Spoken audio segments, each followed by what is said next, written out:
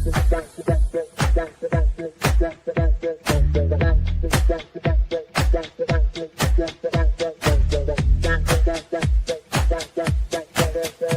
Connections Radio presents. Did you know your clothing could help balance your body's pH levels? Our cutting-edge fabric technology naturally promotes optimal pH balance, helping you feel energized, refreshed, and at your best every day. Use promo code PRTalk for more info. Tap the link in the description or contact our experts at 702-445-9488 to learn more. Welcome to the Liberating Menopause, where we are going to be talking and preparing for the awareness of next month, Breast Cancer Awareness Month. I'm very excited to be here. I'm your host, Lisa Vasquez. My background, I am not a doctor. I am a radiology tech who specialized in mammography. 45 years. And so I've studied with a lot of women, a lot of doctors, and I've learned so much about the journey. This all started, again, 45 years ago, and breast health and the education wasn't strong, and people were not really using the screening tools that were provided back then. It was a very slow growing development of our journey into the breast health field. When I started in mammography, actually, even in my program as a mammographer, we didn't even have books. It was all a lot of clinical hands-on studying, and eventually we rolled into being registered with the testing, and so I was one of the first to be in part of that program of the testing. So I am a big pioneer, very ancient in this field, but it was everything to me. It provided me with so much knowledge. It gave me such big insights into a woman's world, walking the journeys, going into different long-term roads of where a woman goes, from caregiving to her own health. And so the biggest thing that I found recently, speaking with so many women, the one thing that is very hard with women is just having issues with breast health and not being able to talk to them. This is even more of a private issue compared to when we're talking menopause. I mean, it's a shame that a woman that we develop in this world with all these natural biological processes, but we're not able to really provide the evidence of what's really happening with us. We always have to suppress it. We have to suck it up, buttercup. We have to walk through a lot of the scars and the challenges that we go through. It's all hidden, because for some reason it can either reveal that there's a sign of weakness, or broken, and none of these are true, because there's so many survivors in the world today that actually have created and changed that base because of all what they've gone through. Again, in my pioneer years, they had to really persevere through their military form of uniting together on a limitless basis, because again, I was saying it was never described. So many people never talked about it. It was a very, again, hidden pain behind closed doors. There's actually one of our big artists, and sorry, I don't have his name, but you might, it's from the Renaissance years when women were in their birthing bodysuits. Oh my gosh, just in their nudity was the beauty of their voluptuous bodies that were being shown at the time. And during one of these pictures that was being taken, a woman actually had, this woman, and I'll put it in the comments and you could look up this picture that I'm talking about, because you've seen it. And I'm so sorry, I forgot the big artist. He's a big artist. And anyway, so they were doing art of women in their beauty in the Renaissance years. And with this exposure of the beauty of the body and the breast being exposed, as she's laying there, she literally had a breast cancer. And this breast cancer was a dimpling in the breast, but it wasn't shown till later on.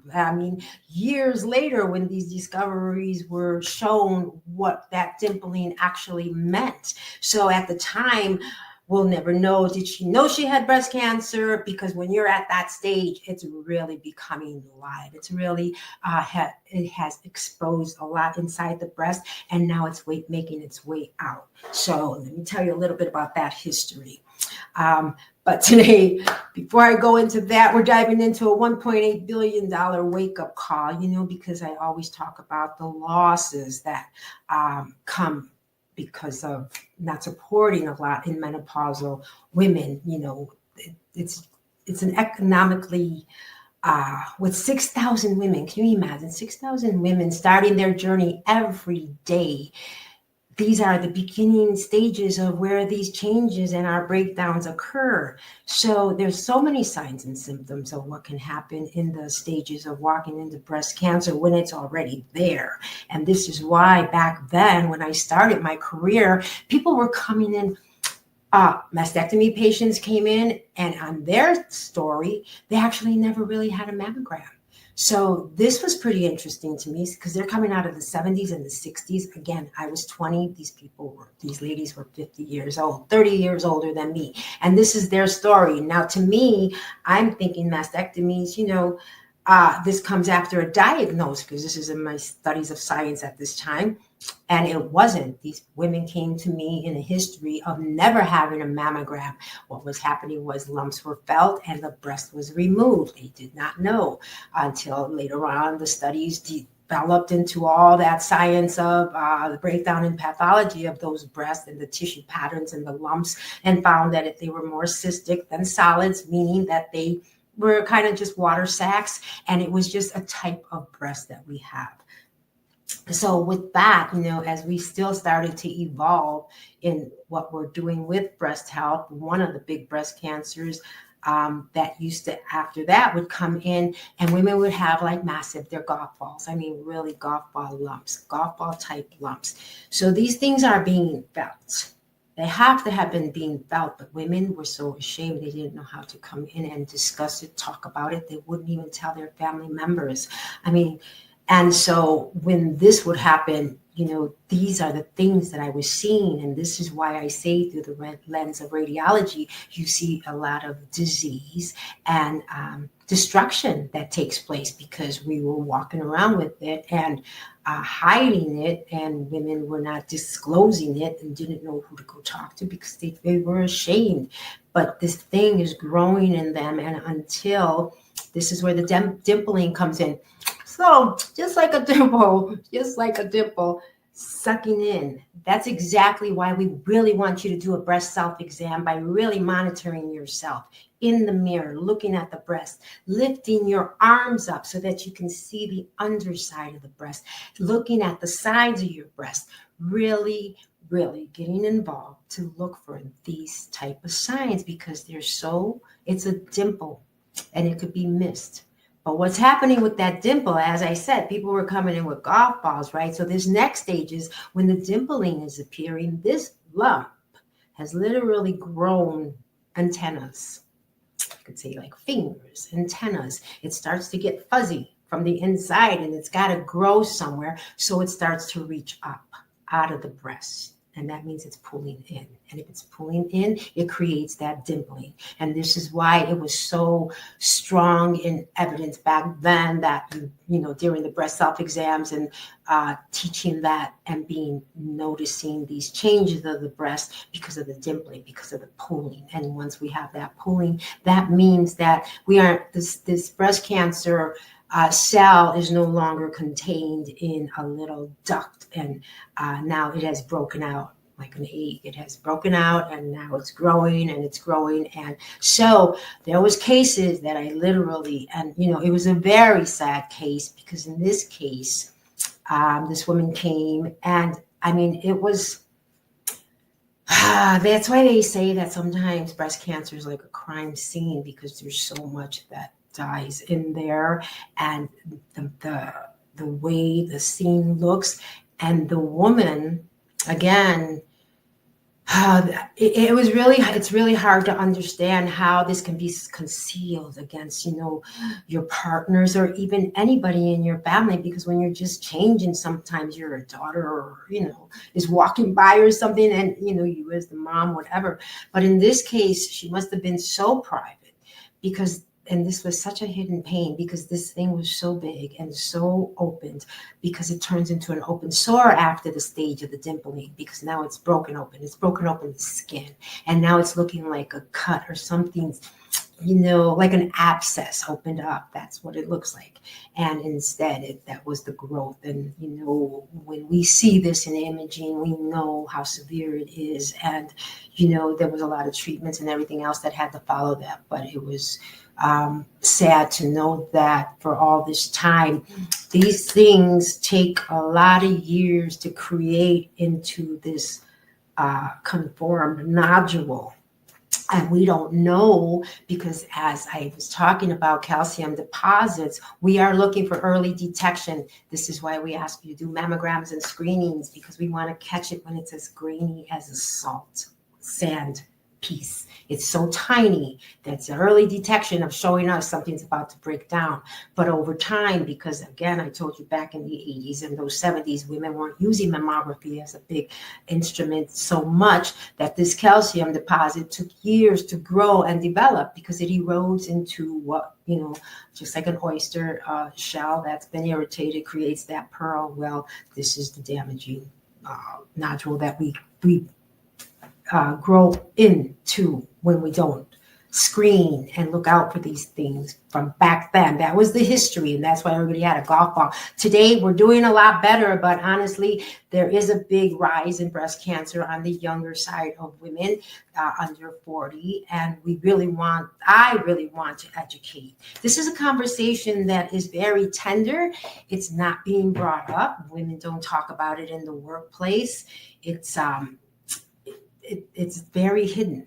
Now, the other side about this is, that unseen symphony, that part where, let's see, when women are over that, 45, pretty much fast growing ages, So in 20s and 30s, when you're in a hormonal stage, we're kind of fully loaded and, still kind of imbalanced. And unless you've had children and stuff, now you're fluctuating a little more and you could be losing energy and tiredness, but that could all go with the new routine that you're dealing with, right? But when we get into the 40s, we're working on eggshells more, because all of a sudden these breakdowns are becoming louder to us, and we're noticing things that are happening more. And so here we are, 45 and up, as we're headed into the 50s and the 60s. Now we're coming into age diseases that come because of time that has passes in the body.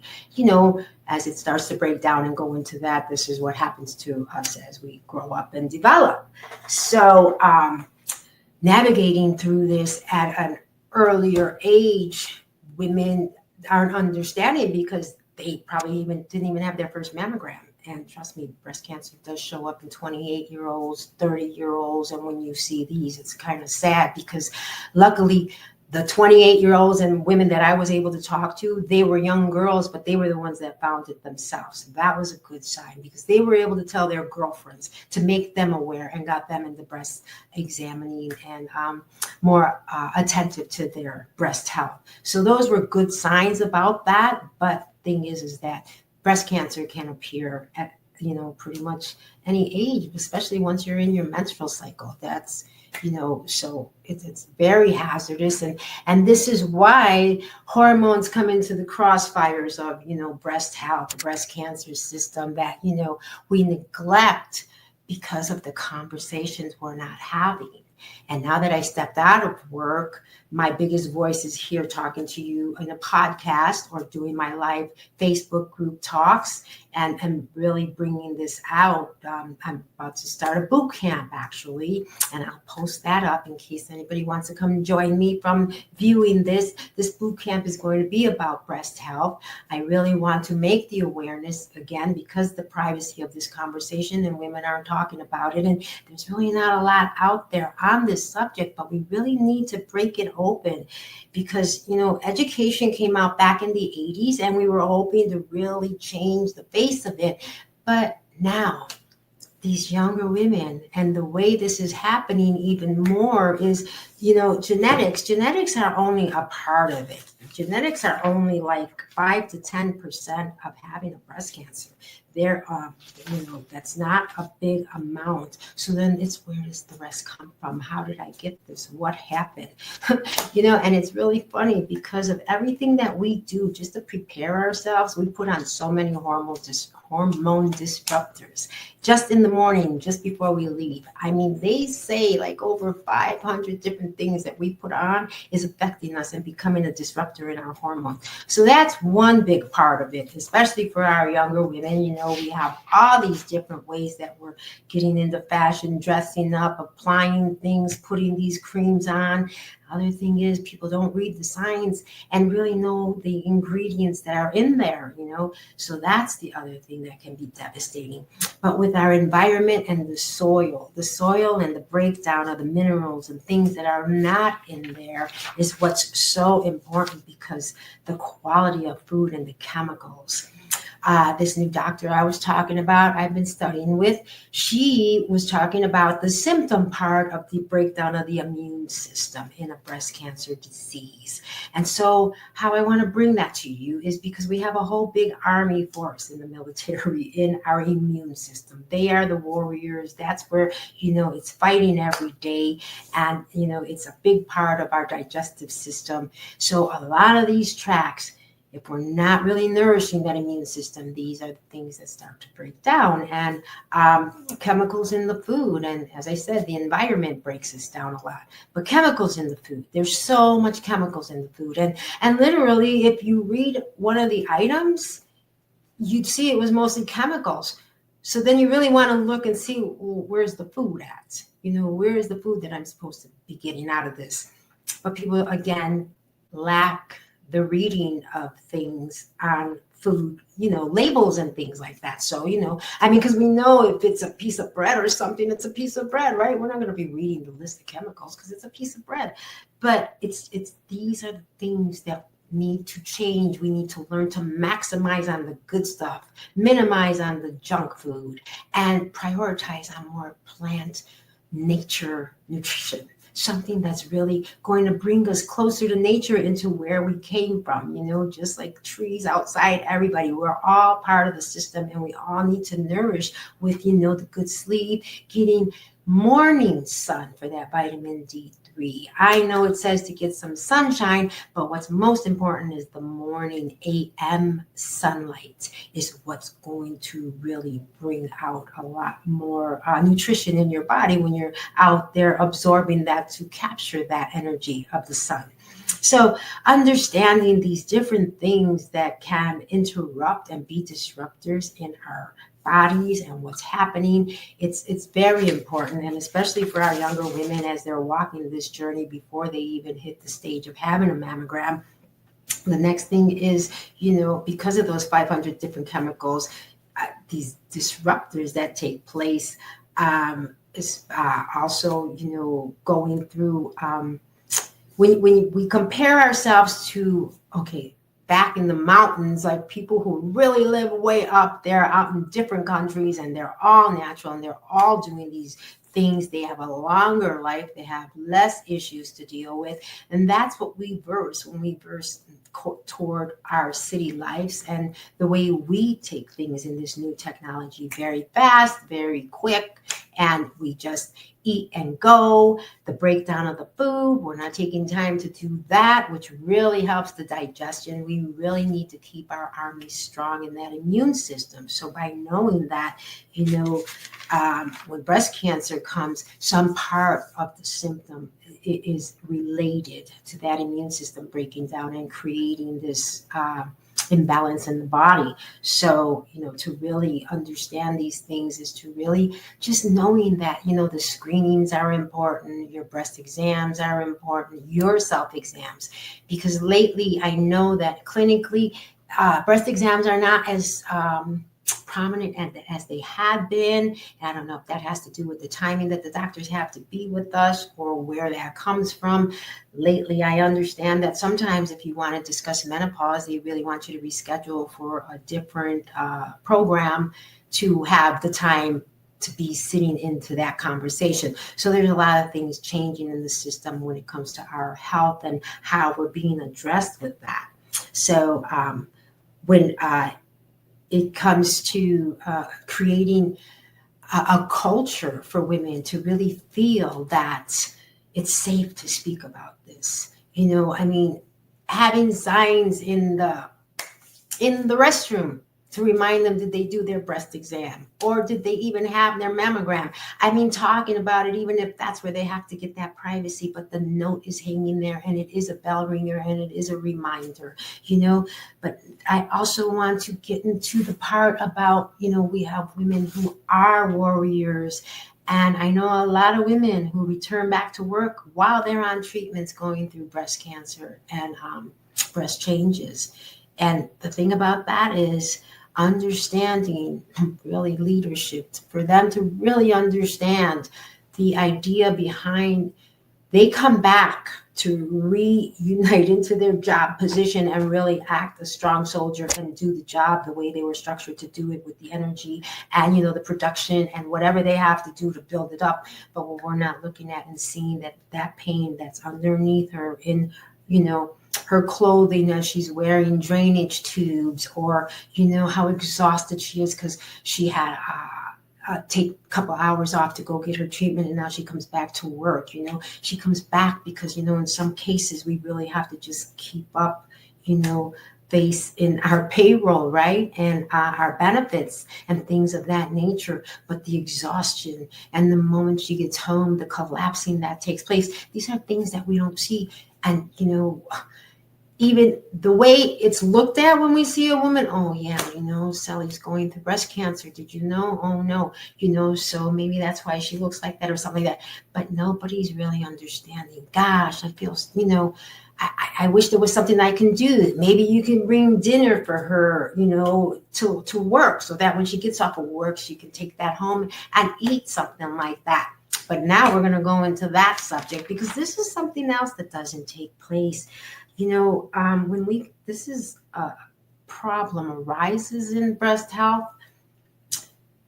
the main focus right now when you go to the medical system to work on this is really to remove it, right? To stop it from growing, stop it from contaminating, from stopping doing all that.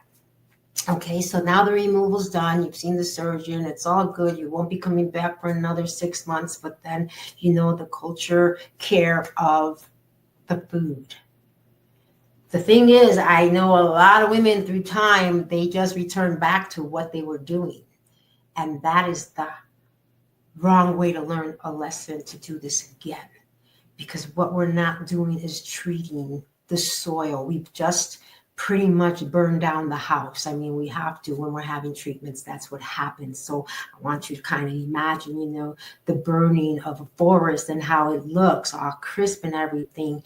And we know in time it will rebuild itself, right? We know that, unfortunately, when the rain comes, it turns muddy. You're right, washes it all away, and now it's on there. But in us, we're still living. I mean, our body's still going. Our body's defaulting, trying to find that healing site to bring us back to health, because that's all the body knows. It's, computerized to just know, let me find a way to get us healthy again.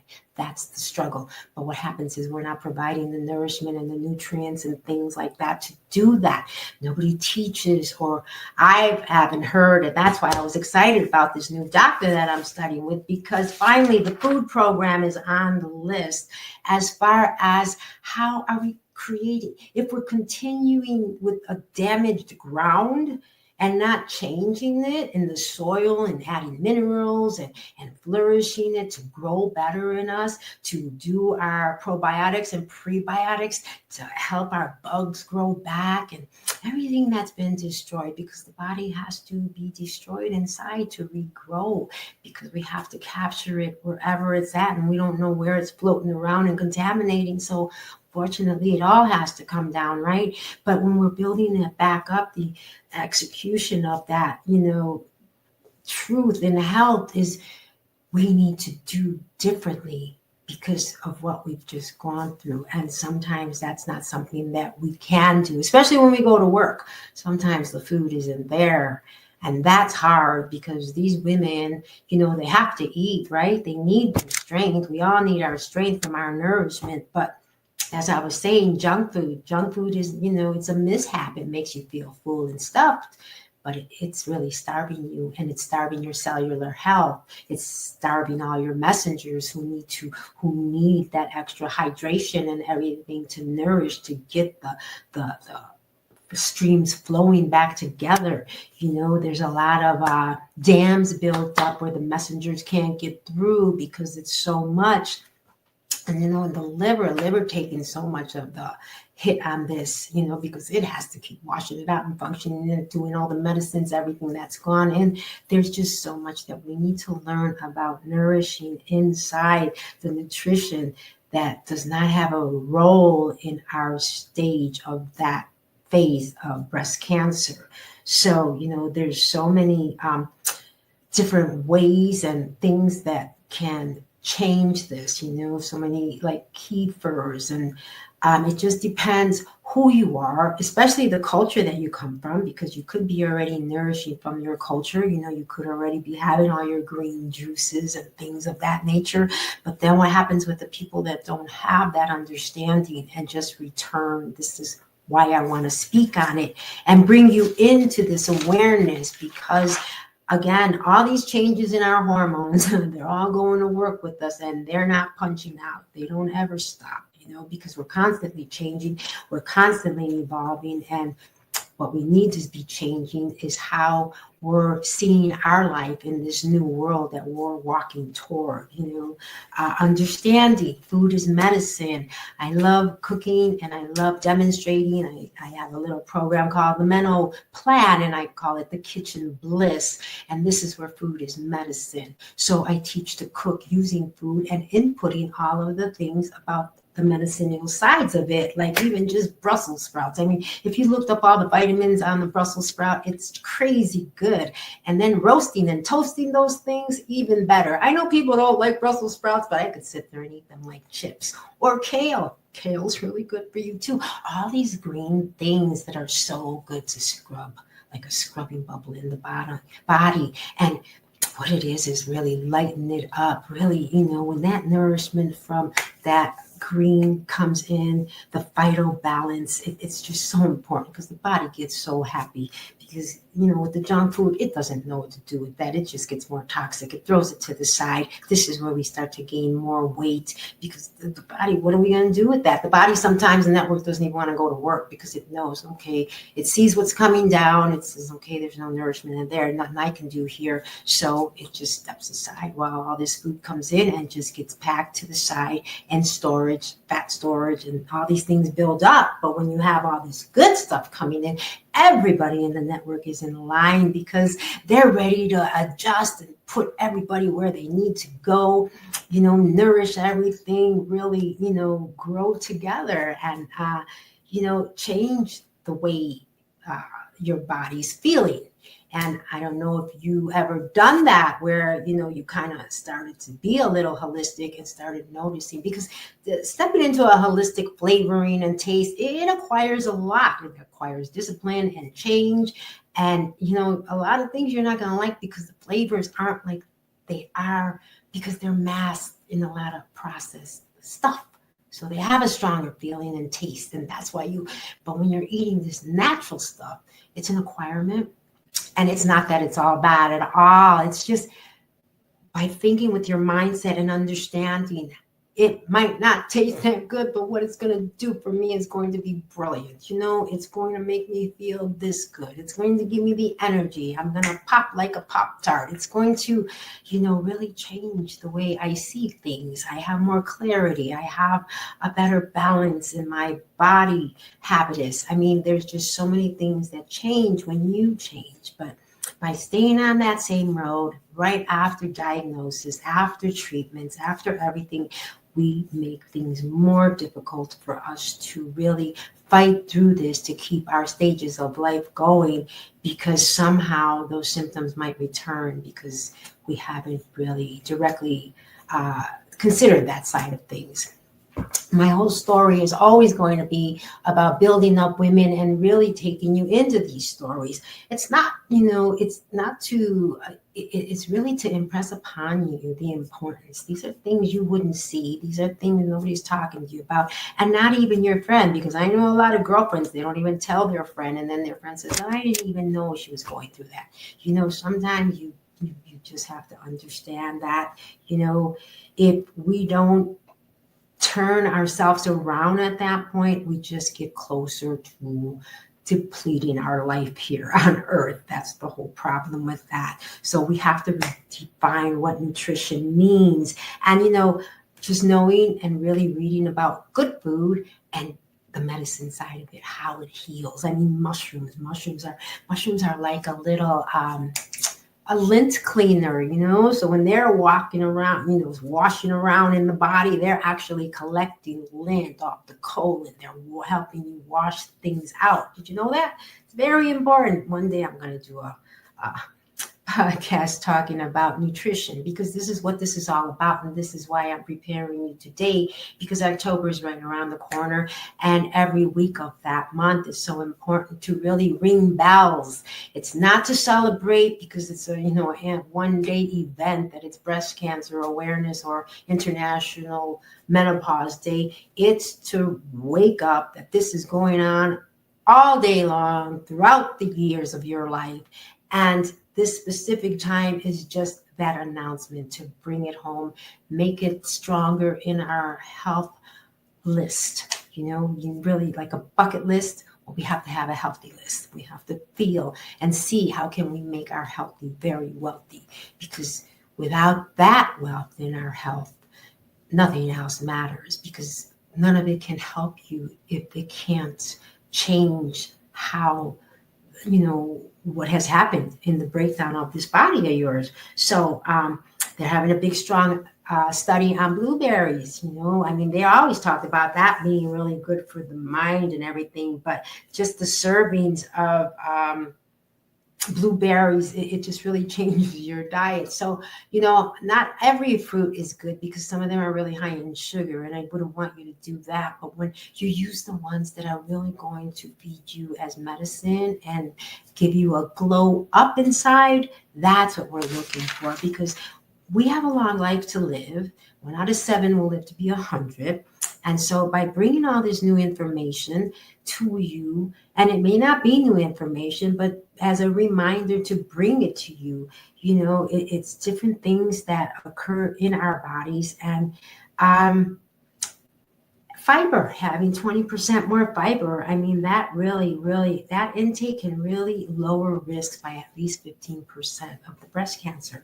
That because of the absorption, because how it takes all the junk out with them as it, cleans your system out. Your immune system is at risk. And without that support, these are the things that can happen. So on one of my live Facebooks, I was talking about fiber. And so some item I was showing that I was eating, but I looked, there was only 1 gram of fiber, 1 gram of fiber. And we need at least 20. We need a lot of grams of fiber. So the more fiber, the healthier your body, the cleaner it is. And the better you feel, because you're not low down. The abdomen isn't all congested and stuck, and you can move better. You're just ready to really pop. And so by taking all these things, getting your sleep, people's eating should be really ended by 6-7 o'clock, because that 12-hour shift to get to your body and wake up again, changing the time of the circadian rhythm. But when people start to eat at 9, 10, or 11 again, that whole process of healing that was about to take place in that downtime gets activated again.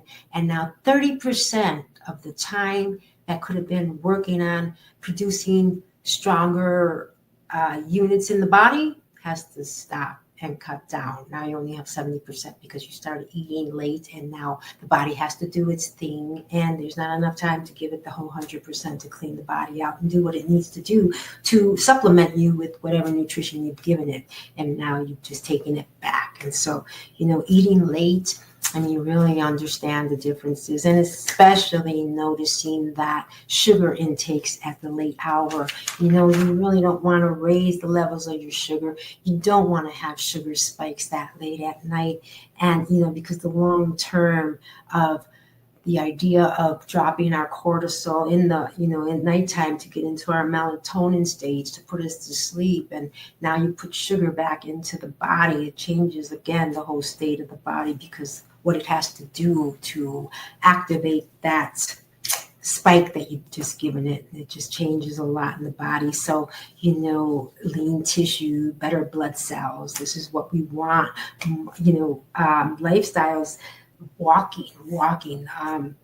They talk about it a lot, and when they say, after you've had a meal, it's important to go take that walk. It really is. And that walking movement, this is where we get into the movements, because that's so important. But what happens is when you go to walk after you've eaten, it's the adjustments, it's all the hormones, everybody's getting together and they're all starting to fall into place instead of just all pile up and come into a traffic jam in the body. This way you reduce risks of sugars and all these things that really have direction and know where to go. But when we go to sediment and just sit down, they say that sitting is the new, it's a new problem in our life for sure.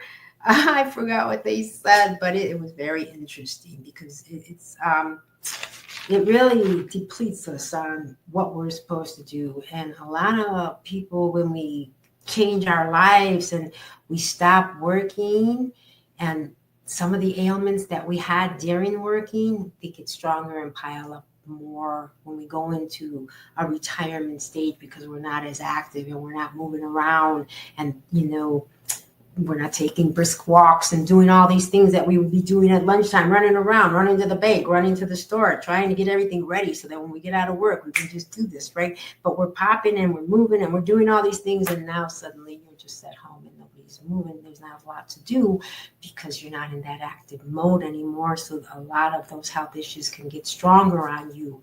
So again, 20 to 30s, you're smooth sailing. 40s, we're on eggshells. 50s, age-related diseases, and 60s, chronological age problems. So understanding these biologies of our, young age, the way our bodies are designed, these different programs that you can do to help relax the body more, especially because the body does so much work, and we're out here, but we don't really see what's really happening in there. So I really like speaking for the body and really bringing this to your attention, because again, in radiology, I saw the stomach exams. I seen how when you drink our barium contrast, which has better flavors today, but didn't back then, and it's very chalky. Anyway, we're watching the whole flow as it comes down, colors your world inside, and that's what was so fascinating for me. I mean, can you imagine my young eyes seeing this, and today, what sits with me with that vision, just really understanding our health is at risk, and we need to take better care of ourselves, especially in the workplace, because we're so limited on what we can do, eat, and move, and the mindset, all these things, they're very, they can trigger so much. So just understanding menopause just isn't a personal health issue. It's a change. It's a workplace equity issue. This is what they call it more, because it's a public health concern. This is all of us, and we're all involved in it. And we just need to open our voices louder. And so on our next talk, we're going to talk about some new companies and things that I'm hearing that are really cool. And lately, I've been hearing about some men taking some paternity time. So that's really exciting to hear that, they're stepping up. So we just want to build a workplace that honors not just the woman, but what we carry and who we are, and to be seen in this way and understand, when we're not feeling good. And if, you do know that this woman's going through treatments, to try to adjust somehow, something there that's going to make things a little easier for her. Because again, even women that do go and come from treatments, even dialysis, kidney dialysis, when they come back from things like that, it's just really understanding that we're doing everything we want to survive and fight and be that warrior, going to work and still be a good steward at that. Be dedicated to the programs or whatever we're working on, but we need help. And I just want to amplify that we're all together in this and being that unit and speaking out and talking about it, because it is a lot of pain hidden behind closed doors in our minds and in our voice when we stay silent. So, speaking on women's health, thank you so much. My name is Lisa Vasquez, coming to you from prconnectionsradio.com. I appreciate this time, and I appreciate you hearing, and I hope I am preparing you for some changes, a little bit more opened eyes to really see what's around you, and note that even though the pain is silent, it can still be happening in their smiles. So everyone, take care. Thank you. This podcast is brought to you by NVisionU. NVisionU has discovered how to impact spirit, body, and soul with spray technology in just 30 seconds. With NVisionU, you can achieve optimal health and start living the life you have always dreamed of. Use the promo code NVisionU.com/VernDix to take control of your health naturally. PR Connections Radio thanks you for watching this podcast. Check out more episodes of this show and our others at prconnectionsradio.com.